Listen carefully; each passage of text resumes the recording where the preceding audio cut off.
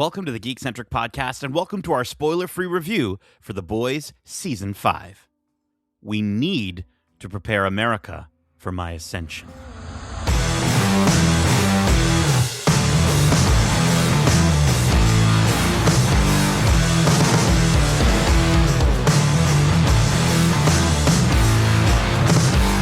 Welcome to the Geekcentric podcast. My name is Nate, and this is our spoiler-free review for The Boys Season 5. A diabolical thanks to our friends at Prime Video Canada for providing us these episodes early for review. If you're joining us for the first time, we are Geekcentric, a podcast celebrating the world of movies, TV shows, video games, and all things geekcentric. Now, unfortunately, I don't have all the boys with me, but at least I've got one of the lads.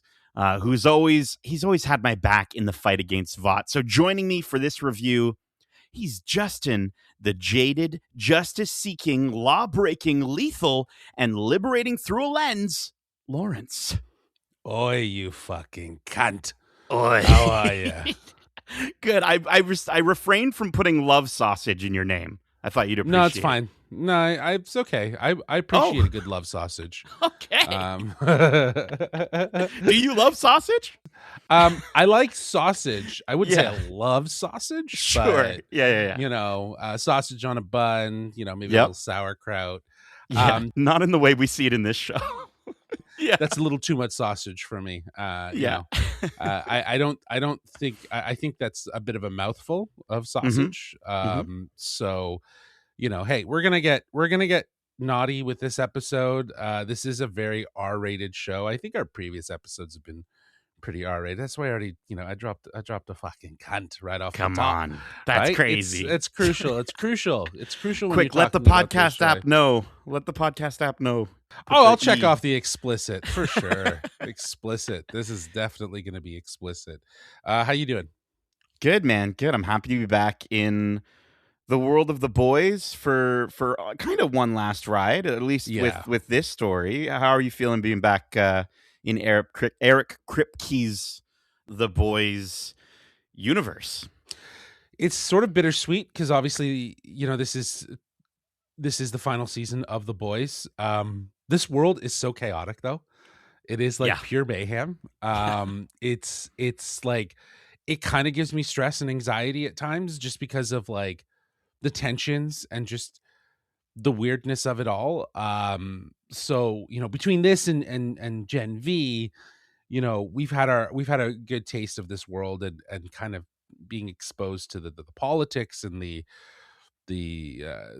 soups of it all, and the absurdity. I love the absurdity of it. Like, we've always talked about this show as being so unique in terms of its depiction of the superhero genre, and the exploitive nature of it, and the sort of idea of the celebrityism and everything that's associated with it. That feels so much more like, obviously we're talking about superheroes, but it feels more grounded in the sense of how society would look at superheroes and probably want to market them and so on and so forth. So this has been like, 5 seasons of a very rich show that feels like it really has taken that genre and turned it upside down. And obviously this is nothing new if you're a comic book fan. Like, for both of us, I know for myself, I never read the comics, and maybe I'll go back and read some of them, but for us, this is our introduction to this world. And 5 seasons of it has been, it's crazy. It's been glorious. It does feel like, though, it is time for this to wrap. And not because it's like it's getting stale, or it's just it's getting boring. I just feel like it's, we need to get to that inevitable outcome of what was at the beginning of season 1, and I think we're on that road now with season 5. Yeah. This is they're laying all the cards on the table, it feels like, right? And so we'll get into it. I kind of want to talk about the tone of this season and a little bit into like the characters and story. We are a little bit late to this review. We there was some complications with getting the screeners, but we managed to get them. So by the time you hear this, 2 episodes are out. So you'll be able to, we're going to still stay spoiler free for everything that isn't in the trailers. Obviously we're going to offer our opinion a little bit further beyond that, but we aren't going to be revealing anything major, even for things that maybe you have already seen in those first two episodes. But we might sort of reference if you know sort of thing. So let me get into the synopsis for this season. In the fifth and final season, it's Homelander's world, completely subject to his erratic, egomaniacal whims. Unfortunately, Justin, that sounds too familiar. Like right off the bat. Like, gosh, okay. Oh yeah, we'll talk about that. We'll talk about that. Huey, Mother's Milk, and Frenchie are imprisoned in a freedom camp. God. Annie struggles to mount a resistance against the overwhelming soup force. Kimiko is nowhere to be found. But when Butcher reappears, ready and willing to use a virus that will wipe all soups off the map, he sets in motion a chain of events that will forever change the world and everyone in it. It's the climax, people. Big stuff's gonna happen. The Boys is based on the New York Times best-selling comic by Garth Ennis and Derek Robertson, who also serve as executive producers, and developed by executive producer and showrunner Eric Kripke. This season stars Carl Urban, Jack Quaid, Anthony Starr, Erin Moriarty, Jesse T. Usher, Laz Alonso, Chase Crawford, Tomer Capone, Karen Fukuhara, Nathan Mitchell, Colby Minifie, Cameron Crovetti, Susan Hayward, Valerie Curry, Jensen Ackles, Jared Padalecki, and Giancarlo Esposito. And joining in this final season is David Diggs, Maitreyi Ramakrishnan, Emma L. Patterson, and Dylan Colton. The fifth and final season of The Boys is streaming now on Prime Video, with one new episode every Wednesday until the finale on May 20th, 2026. So, as I mentioned earlier, we were going to talk about the sort of the tone of this season. Normally we kick things off with these reviews, for various movies and series we cover with our the look and feel of the season. But we're 5 seasons in, and this is the last season, so I think not too much has changed this time around from a look and feel standpoint. It's still the same world of Boys that you know and love that we've just been describing. It's the same dark filled humorous mirror of our own world, but just filled with soup. So instead, Justin, I kind of want to get into more of the vibes, the tone of these first 6 episodes. Where are we at in season 5 of The Boys? I think it's fully committing to that endgame mentality. You can feel it immediately. The tone is darker, it's heavier, it's more chaotic than anything the show has really done before, to a certain degree, with just the instantaneousness of what's going on, like the Mm-hmm. reactionary elements of it. Like, it does feel like they need to move. There's just a real sense of, this is the final chapter, and I think the stakes are no longer hypothetical in a lot of ways, right? Like, we're really realizing the dangers and of what's happening. But what's impressive is that even as the series leans into a more, serious and unsettling territory, it never loses its identity. The grotesque, absurd humor is still here, and Mm-hmm. somehow it hits even harder because of how bleak everything feels. Like, it's that signature The Boys balancing sort of shock and an uncomfortable, hilarious nature, and while still feeling deeply disturbing all at once. So I feel like, again, like, there's just this added layer of, this feels like the end, Mm-hmm. and it's a little darker in some ways.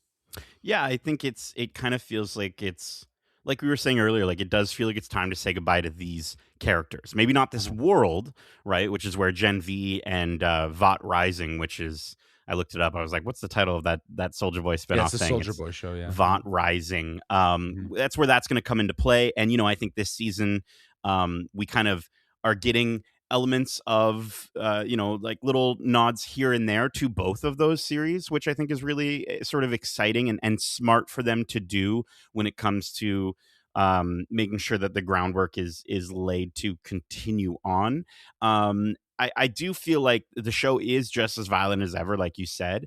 um, and I think it's to the point where I will say nothing in these first 6 episodes has um like shock and awed me to the level, to the degree of like the season, what was it, 3, with the popping of the heads in the courtroom. Like that was a red wedding level moment for me, and I don't think we've necessarily, except for maybe like one moment that obviously we aren't going to spoil, that did kind of, whoa, like holy crap.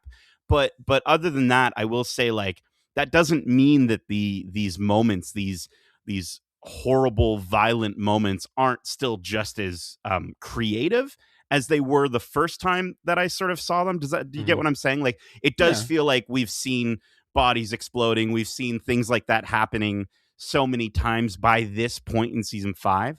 But again, to what you were saying earlier, we're 5 seasons in. This is the world of the boys, Yeah. and I think it feels like it's earned a little bit of that repetitiveness, if that makes sense. It doesn't feel like we're at a place where I'm bored by any sense of the word. No, I think the word you're looking for is desensitized. Sure. We have been desensitized. Unfortunately. Yeah. No, it's true Yeah. though, and that's kind of where we're at. Like Yeah. we've been desensitized to this world because we have been exposed to so much violence and grotesque violence to a degree. And I think a lot of those moments that you referenced, like in season 3, if I'm not mistaken, with the head popping and you know other instances throughout, someone blowing up through someone's penis, like, you know what I mean? Like, or Gosh. what Inside was of a the other whale. episode? Yeah, like Oh yeah. was it Sexgasm, or what was the Herogasm is the name. Yes. Herogasm, the Oh gosh. orgy? Like, do you know what I mean? Like we've experienced these like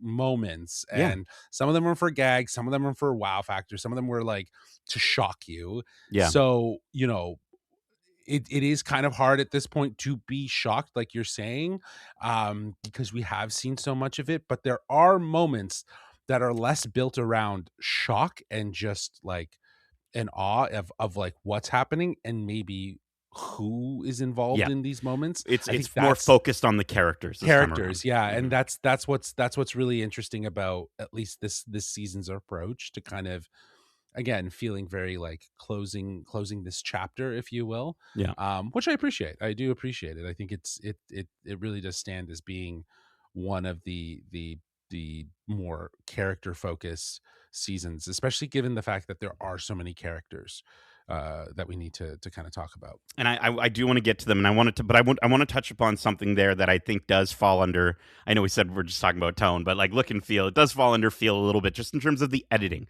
And I don't know if I'm just noticing it more this season because it feels like so many characters. This show has always had so many characters to follow, but I think the editing back and forth this season really feels intentional. The way that they're not just cutting between the huge cast of characters, but the way that they're cutting between them in intense conversations or even fight sequences where they're really drawing those parallels out between the boys and what's going on with the Seven and Vought. And you Mhm. kind of see multiple moments, at least within these first 6 episodes. You'll see a character, grab another character, throw them across the room, and then we cut to another scene where a character is being thrown across the room in a similar manner. So I think it's really smart the way that they are sort of handling that. And again, it might be something they've always done, and I just am sort of really noticing it as we're kind of closing out. But I am seeing the way that they're sort of cutting back and forth and keeping the flow of everything going is really, really smart from an editing standpoint. Yeah, I think their editing has always been strong. Like Yeah. I don't there's nothing new that really kind of stands out. There might be more intentional editing is what I think you're referring to, like moments that are intentionally edited to kind of sync and keep things intact. Hmm. Which I think is the case given the fact that this does feel like there's more like mission based stuff that needs to kind of like divide and conquer mentality around some of the tasks, if you will, that come up in this season. But that said, like it still feels like, again, there that everyone, even from the cinematography to the sound design to the visual effects, to the editing, everyone's bringing the top of their game to this final season to really kind of give it their all.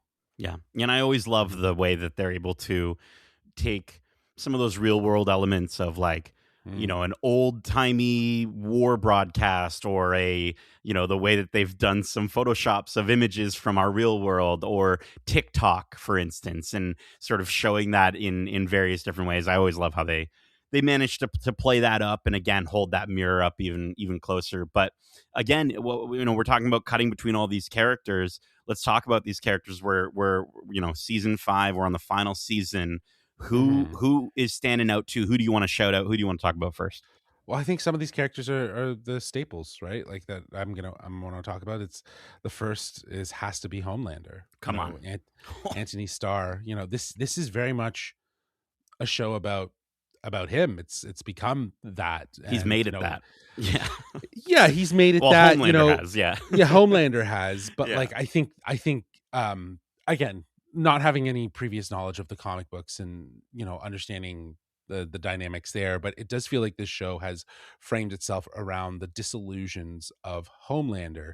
Mhm. And I think Anthony Starr, he has been so consistent from season to season. The fact that this guy hasn't won a fucking Emmy blows Come my on. mind. He is so committed to this character. This season he feels more unhinged than ever. But Yeah. like what really stands out is just how disillusioned he is. He was always disillusioned, but it really comes like full-fledged in this moment, and he's desperately searching for love. Yeah. He's searching for that affection. He's searching for that what heroes yearn for, not yearn for, but what heroes get, right? In the sense of appreciation, validation. They look up to him, and he has that from a select few, but there's a large margin, and he's aware of that. There's a large margin of people that do not like him. So he's seeking that validation, but he's also seeking that control, and in all the wrong ways. It's just Yeah. in all the wrong ways. It makes him even more dangerous, even more scary. And that's what's terrifying about it, is that this is a character that you're absolutely horrified by, and he has superpowers. It's literally your worst nightmare. Yeah, I've mentioned it before when we talk about Homelander. He's a loaded gun in every Yeah. scene. He's a loaded gun pointed to the character's head in every single scene. But this time, he's a loaded gun, like you said, that wants love.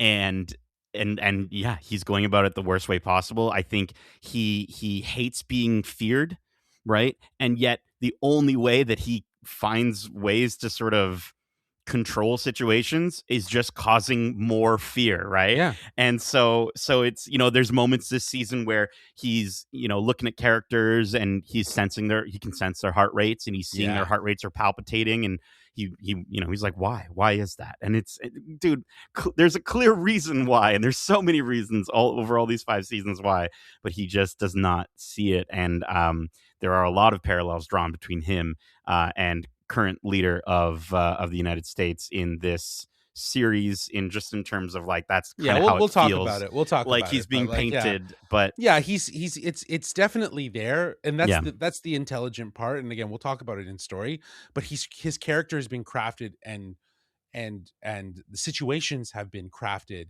and adjusted for the purpose of aligning to be more of a mirror and a reflection of what's going on in society now, in the politics and society now. This idea of disillusion, this idea of mistrust, fear of institutions as well. yeah, and I brought up TikTok earlier. There's like Yep. a social media Misinformation. element being brought in. I think the big thing though as well is like Anthony is just so he's so good. He's so insane how he approaches this character, and just like you said, he's so consistent. And I think the big thing from a writing standpoint with the character, it's one of those things where even with only 2 episodes left of this series, for what we've seen, it still feels like there's so many directions that they could go. We Hmm. were talking offline about like, okay, well, where do you think this goes next? And Hmm. that's so exciting. And for a character that is so sort of we kind of like feel like he's so lost at this point, it still feels like there's so much more to explore. I'm really intrigued to see how they bring that up. I want to bring up Jack Quaid, Huey Oh, sure. Campbell. I think this is the bravest we've ever seen Huey Hmm. ever. I think it's been such a joy to see Jack Quaid in this show, and I, remembering where he came from. There's a few times in the previously ons in these episodes where we do get to see, season one moments and season one Huey, and just how even in situations that, no one, well, people would be scared in, but most of the other boys, the boys, wouldn't be scared, and he's, crapping his pants and all that stuff. And here in this season, he is standing in some of the most dangerous situations he could possibly be in, and he's not backing down. And it's No. awesome. It's really cool to see this Huey at this point. Yeah, he has had one of the most interesting evolutions. And like you said, he's confident, he's more composed. I believe you said actually he's brave, but like yeah, confidence, he's more composed, he's smarter. And I think he's also far more strategic. Like he's thinking more. And I Hmm. think that finally he's showing growth from everything that he's been through. Do you know what I mean? Like Hmm. everything that he's gone through for the first 4 seasons, he is locked in this final season. And I think at his core, he's still driven by protecting the people he loves, especially Starlight, Hmm. and the rest of his boys crew. But that contrast is so apparent now between him and Butcher. It's Yeah. sharp. It's super sharp.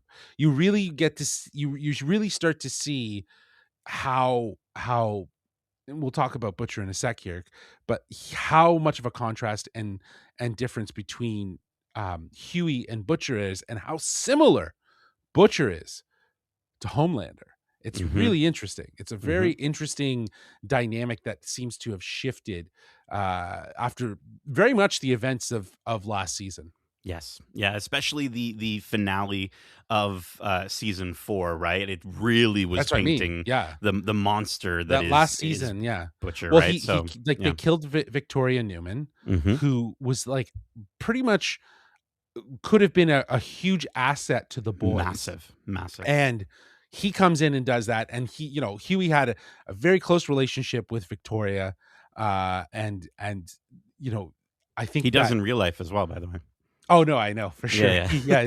they're dating. But I Yeah. just mean that in the sense of like he saw the value that she could have brought, and immediately in that moment had such disdain and hate towards Butcher for what he did in this sort of selfish act, if you will.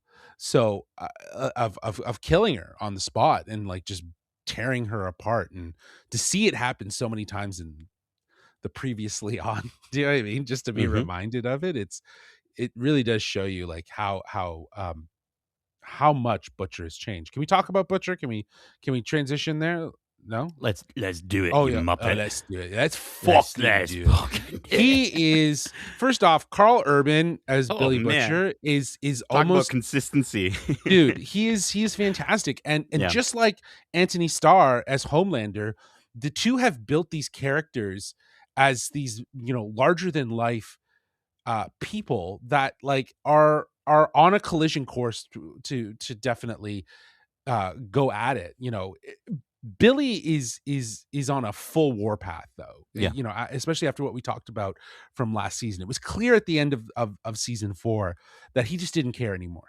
Do you know what I Hmm. mean? Like he was going to let whatever was inside of him that was killing him take over because it was making him stronger rather than him fearing it.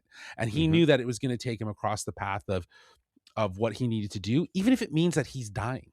Do you know what I mean? Even if it means that, he's stripped away of like in this moment he's free of hesitation or morality, that any of that's left in him is gone. You know what I Hmm. mean? It's absolutely gone. And this is where he starts to parallel with Homelander, Yeah. right? And he you see it. He's obviously going against Homelander, but his decision making, his thought process, he's willing to sacrifice everyone if it means he can kill that motherfucker. You know what I mean? And I Yeah. think this is a man that has nothing to lose. He is laser focused on finishing what he started, and that is eliminating Homelander. And I think by any standard, any soup that gets in his way, he's okay with eliminating. Even if that means if it's his friends. Yeah. Yeah. And you say that, and yet I'm also thinking of the way that we are seeing Billy in brief moments we get to see season 1 Butcher. There's like one moment where it's like a glimmer of it. I know what you And mean. it's so It's lovely. and I know, and it's so Yeah. refreshing, right? Yeah. Like it's refreshing. Like Mhm. it's lovely to see, but then it quickly reverts back.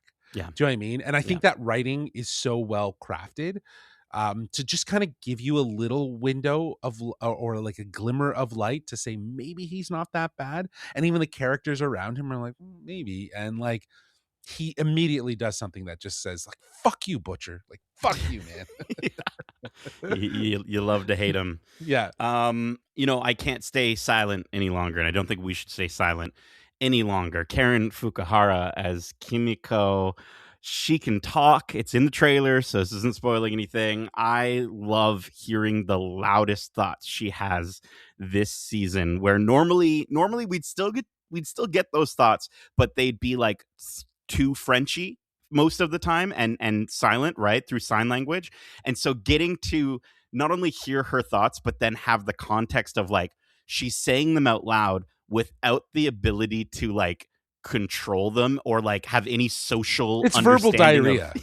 Yeah, yeah, it's she's saying 100% this verbal stuff diarrhea. directly Yeah, to the people. It's yeah. so good. Well, this is what happens when you stay quiet so long, right? Yeah. But like, yeah, she's an absolute standout this season. Oh, I think giving her a voice literally adds a whole new layer to her character. And to your point, her signing would be very minimal. I think in a lot of ways, her signing restricted her to kind of always inevitably feel the way to convey her emotions. But we are seeing a whole new Kimiko in this hmm. season who isn't afraid to share her feelings, even if it doesn't necessarily make sense, because it does feel like she's watched things and has taught herself how to speak. That aren't probably appropriate, Yeah, and I when think you it'll learn become from very the visual. internet, Yeah, let's the just say that, internet and things and other on the internet. websites on the Yeah, internet, I just yes.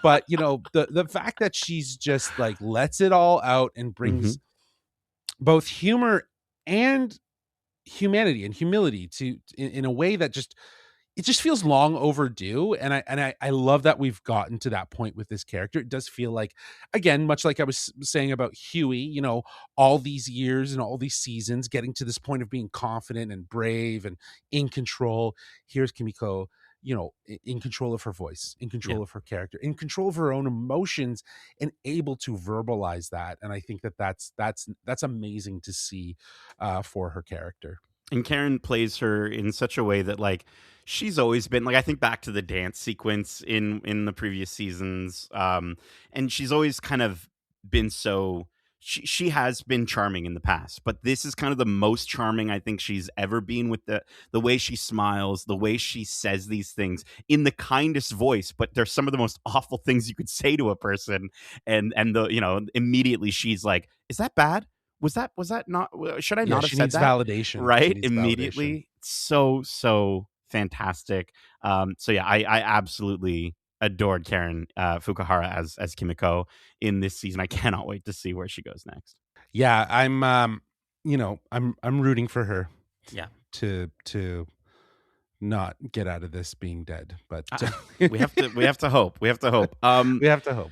I want to bring up a character who honestly, I love when shows do this. I love when shows bring in a character and I go, I don't really much care for that character. And I get to spend some time with them, not caring for them.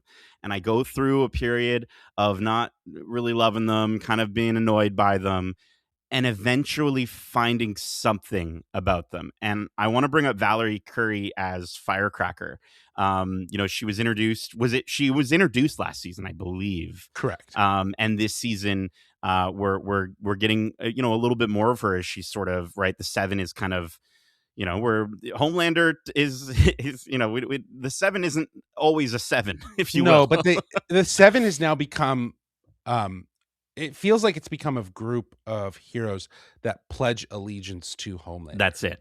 Mhm. right? And she is crucial to being one of those characters who does pledge allegiance to Homelander. And I think they do a good job this season because I think last season it did feel more like how I think the Deep actually feels this season, Mm, where The Deep this A season joke? is a joke, and he's one of the Yeah. funniest jokes. So I'm not too mad at it. We have enough substance from all these other characters, both on the Seven and with the boys, like the good guys and the bad guys. We have enough substance that if the Deep is just a himbo joke, then that's fantastic. I'm so for it, and everything he says is so Right. stupid, and he does such a good job with that character. But I think Firecracker this season is kind of flipped for me, where last season was very joke, very, very, sort of just on the extreme side, and we still get that this season. But this season, they managed to add more depth to the character in a way that I was not expecting.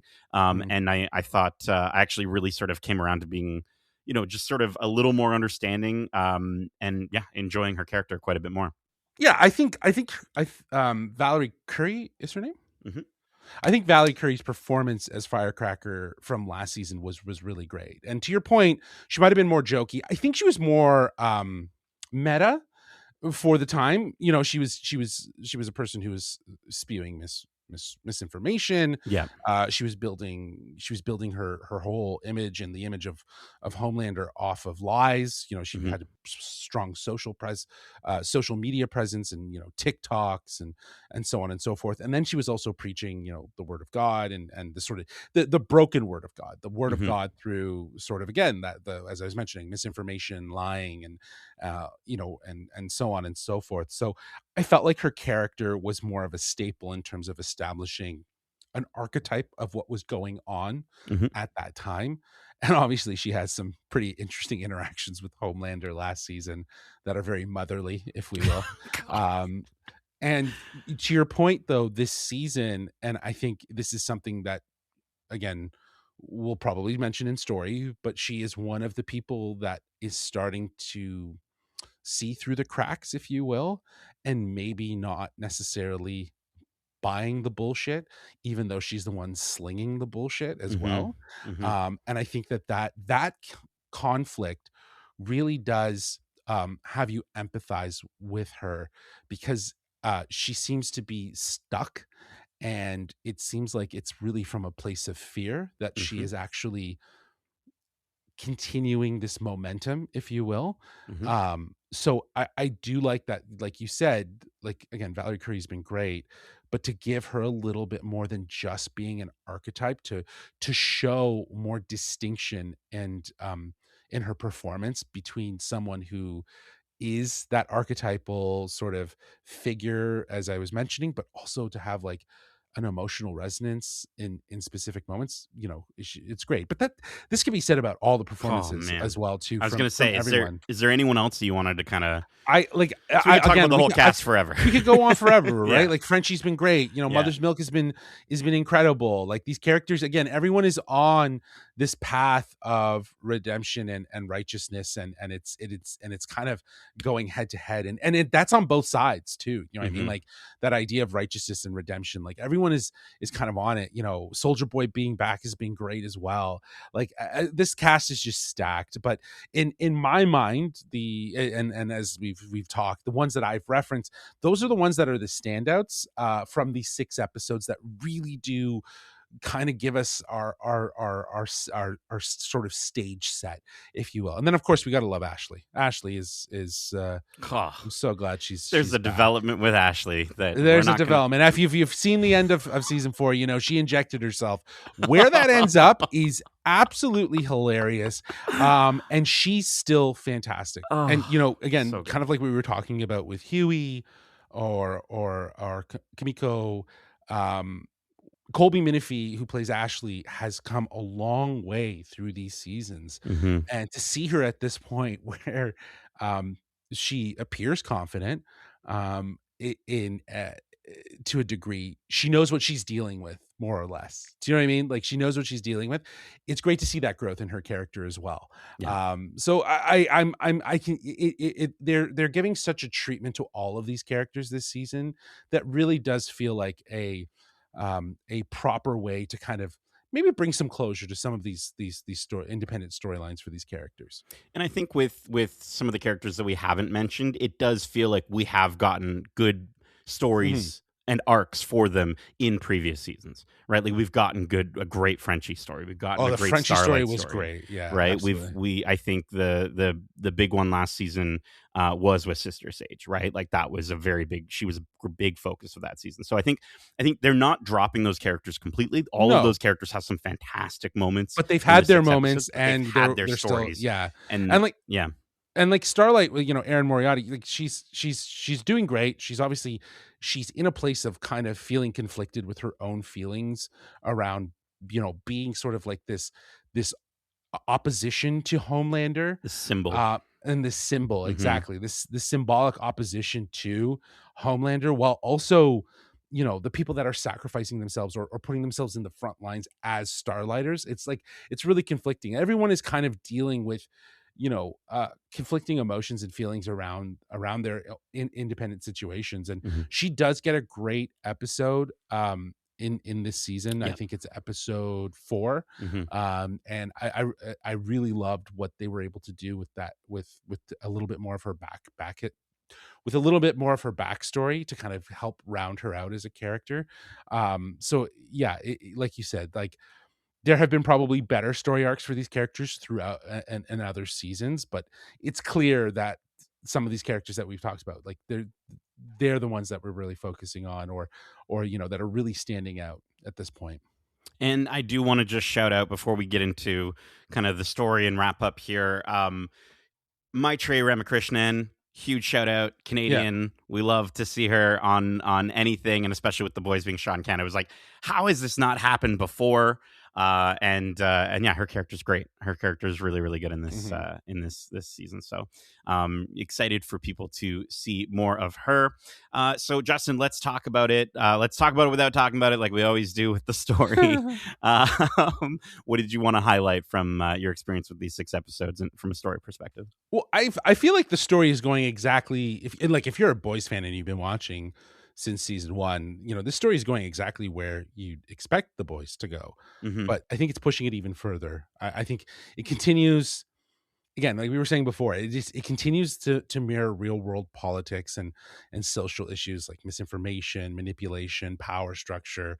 But this time it feels more aggressive and more direct, and honestly more uncomfortable at times, because it is so close to what we're dealing with. It is not subtle by any means, No. and it's not trying to be either. Hmm. That's what's really great. um and what really stands out is this sense of danger, you know, this idea, like you said, Homelander as this loaded gun. No And I one think is from, safe. yeah, exactly, and I Yeah. was just about to say, from the first episode, Yeah. if you know, you know, it's clear no one is safe, and that's exactly what this final season needs. The stakes feel real, Yeah. and the show is finally, you know, cashing in on the tension it's been building since the beginning, and it really does come down to taking down Homelander, Yeah. stopping him, by all means. And I guess the big question looming over everything is, will they actually succeed in stopping or killing Homelander? Yeah. Right now, it genuinely feels like it could go either way. Yeah. And that's what's really interesting. Like we were talking about, it Hmm. doesn't feel like these 6 episodes are kind of toying with that. And again, we have 2 episodes left of for this season to watch, and it really can go any way. Yeah. So, you know, I'm really enjoying my time with the story. I think I think there's probably still some surprises. I hope. I guess I hope. My hope is that these last 2 episodes will surprise us, maybe throw us a curveball, and really just kind of switch things up, because it kind of feels like that we could be getting to that trajectory where it's like, oh, it's a happy ending. You know, they end up, you know, it's a happy ending for some. You know what Yeah. I mean? I don't think anyone's gonna all people are gonna end up out of this alive and well, but a happy ending in that they succeed, they get rid of Homelander, and there's no longer this looming threat of like someone who's so powerful, that can do whatever they want, you know, in a whim to Yeah. anyone. Like, Yeah. you know what I mean? So, you know, you would hope that that's where they're going, but maybe that's not where they go. We don't know. There's a very specific sequence with a very specific character who talks about the what ifs Yeah. for the end of this section of the boys story, and And I think that is what's most intriguing to me, just about the way that this season is structured. Like you said, like it feels like it's good. It feels like we're coming to the end of some of these characters' stories, and I'm so happy about it. I'm not necessarily happy about how I as you said, like I want the best for all the characters that I care about in this show, and I want the worst for the ones that are horrible. But at the same time, it does. I'm happy with the fact that we are seeing resolutions, like you're saying. This is the end game. This is the big one. This is where we really need to kind of Well, this is it. This finish is it. this is This the is it. end. Yeah. So Yeah, we need to get to, there needs to be a sense of closure, yeah. right? To a degree, right? What that looks like can be different, right? So we got to see where we end up. But I think that's the big thing, is that it again, as I said all the way when we were talking about Homelander. It's like we have two more episodes, and I honestly don't know. I honestly Mhm. don't know. And again, I think there's also that side of Gen V still existing that does make it intriguing. And not the nice part is this isn't in the same way that I felt about when they announced like the third spinoff for The Walking Dead. You know what I mean? Like when they when they were getting to that point, I was like, how much more can these dead people walk? Mhm. You know what I mean? How much more can we paint this picture of We Are the Walking Dead, right? And so I'm happy that I do not feel that way 5 seasons into The Boys, saying goodbye to this main season, this main series, as we move into the spinoff series and coming back to Gen V. So yeah, I'm really enjoying the story this time around. I wanted to kind of ask, was there a specific episode of the 6 episodes that we've seen so far that you are so excited for people to see? So far, episodes 4 and 5 are an absolute standout for me. Yeah. They really, I think, encapsulate some of the special moments from this season and what the season is doing right. There's an intensity, there's some good character work, there's some hilarious moments. Yeah. There's a perfect balance of just that sort of chaos and emotional weight, and it's where the show really feels the most locked in some instances, or the Hmm. most like The Boys, if you Dude, will. I think you're reading my notes right now, because it's literally. I know I was going to say the same thing. For me, I Yeah, think episode 5. If you're a fan of Eric Kripke's other works, I'll just yeah, say that you're going to be very, very happy about this episode. I think it's so cool, also how it's structured, where it feels like a bottle episode that's split 5 ways, which is so cool. And yeah. and I think from a pacing standpoint, the way that it's done, it doesn't feel like we're slowing down. Like sometimes we'll get to a bottle episode in a season and sort of feel like, oh, okay, this is cool, but I want the story to keep going. The story does keep going, and it's just shifting perspectives all around the same sort of sequence. And it's so well done. It's hilarious. It's ridiculous. And it's also so sad, that episode. There's a few moments that are just so horribly upsetting. And to what you just said, to me, I think episode 5 and the moments in it, The Boys to a T. And so I think people are going to love it. Like you said, they're locked in with Yeah, that it's episode. it's it's signature The Boys, Yeah. right? Like it's from a tonal, from a humor, from everything. Like if you want to know what The Boys is, watch episode 5. You know what I Yeah. mean? And yeah, to your point, like I love the idea that they give you this perspective, literally different perspectives Hmm. within one episode that really does shape how you see each of those characters and the angles of which what they're dealing with. Hmm. And I think that that's awesome. That's a great way, especially in a finale season, to find the Where they're time. like, we can't give all these characters one episode each Exactly. because we don't have enough episodes, right? So Exactly. Yeah. yeah. So to really kind of give that treatment, I think it's a big win. That's a big win for the show. So yeah, I'd say episode 4 and 5 for sure are some of the top. If the rest of the season can maintain that level, we're looking at a finale that could genuinely stick with stick to landing, and I think, sorry, stick the landing. And based on how things are shaping up, I wouldn't get too comfortable with all these characters, because like, It's the true. show made it very clear it's willing to go there. So I feel like, yeah, we're at a really good place with this finale after 6 episodes. Yeah. Yeah, I'm so excited. I can't wait. I can't wait for more. But that is it for our spoiler-free review and discussion for The Boys Season 5. We hope you enjoyed it. And if you want to share your thoughts on this series or any of the movies or series we cover, well, let me just have Justin tell you about all the bloody ways you can reach us and maybe have a little chinwag about all this bollocks we're on about. Well, they can reach us at wearegeekcentric@gmail.com. That's wearegeekcentric@gmail.com. They can also reach out to us on Twitter at GeekcentricYT or on Instagram and TikTok at wearegeekcentric. You fucking cunts. Is there a limit? Does Apple Podcasts have a limit on how many times you can say that word? I wonder. Hey, if we say explicit, it's fine. That's true. And plus, that's true. like if you're in England, like cunt is a normal word. No, they say that at church. I'm pretty sure. Bro, I have a friend who's from England, and like that's like in her. She has a sweater that says "cunt" on it that she wears. So to the grocery store. 100%. Yeah, absolutely. She wears it out to run errands. It's great. I also just want to shout out the amount of times that Butcher does say chinwag this season. Feels like more than normal. I love it. A little chinwag. Keep in mind, we have a ton of other great episodes to cover the latest in movies and TV shows, including all of our recent spoiler-free reviews, like reviews for Star Wars Maul Shadow Lord, the Super Mario Galaxy movie Invincible Season 4, Marvel Television's Daredevil Born Again Season 2, Project Hail Mary, and Prime Video's Young Sherlock. Plus, we've also got some great interviews to check out, like our most recent interviews on the plum carpet at the Toronto premiere of The Testaments. We caught up with the cast and executive producer to discuss this fantastic sequel to The Handmaid's Tale. We spoke with Chase Infinity, Lucy Halliday, and the legendary Ann Dowd about the way they crafted their characters in the oppressive world of Gilead. We spoke with most of the Canadian cast, which was a surprise to us, about joining the Margaret Atwood adaptation, but we were so happy to get to talk to all of them. And we also got an update from executive producer Warren Littlefield about season 2. So you can catch those on our socials. And we also have our interview with Rowan Blanchard and Matea Conforti, who star in the series, where they discuss the importance of friendship in the world of Gilead and what they'll take away from their characters. And I got to shout out our Star Wars fans.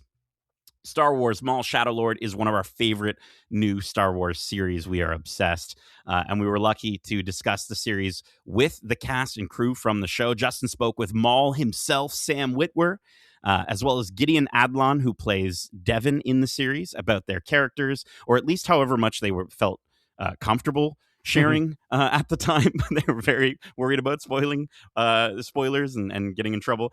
He also spoke with Athena Yvette Portillo, Matt Michnovitz, and supervising director Brad Rao is back on the Geekcentric podcast to talk about the incredible art style, the series' darker tone, and the inspirations that shaped the crime-driven story. So be sure to check out those interviews, as well as all of our interviews, either here on your podcast service of choice or over on YouTube at youtube.com/geekcentric. But Justin, that's it for now. I was going to do Butcher again. That's it for now.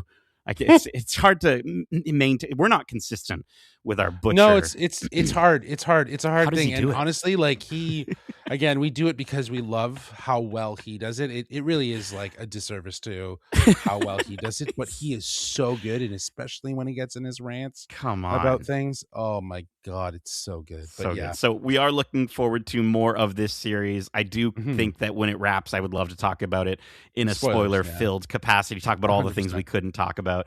There's so much geeky shit to talk about right now, too. There's so much. We got the spoiler-filled of Daredevil Born Again Season 2.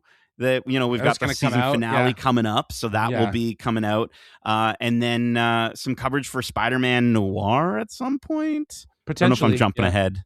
Yeah, you're jumping way ahead. Yeah. You're swinging way ahead. Yeah. But like in terms of spoilers, we're gonna have spoilers for Maul.